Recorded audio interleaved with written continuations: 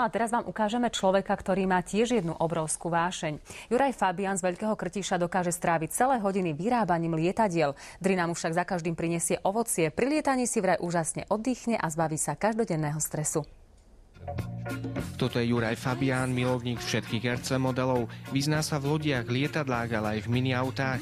Pre svoju záľubu má veľký cit, o čom svedčí aj precíznosť vyrobených modelov. Všetko sa to podľa plánu. Najskôr vyreže, obrúsi, opracuje, zlepí sa z toho model, nalakuje sa to, na konci vlastne sa robí samotný zálet.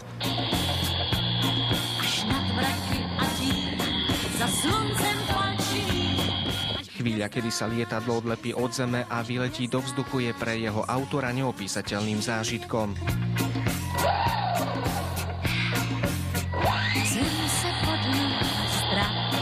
Niektorými modelmi sa dajú robiť neuveriteľné akrobácie, údajne aj náročnejšie, aké dokážu ozajstné lietadlá. Možno aj také, ktoré by skutoční piloti nedokázali, pretože by to neprežili.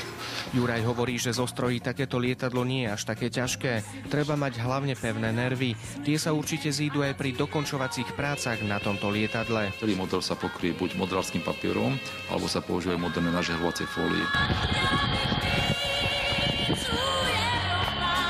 Pre televíziu Jovi Števobodor.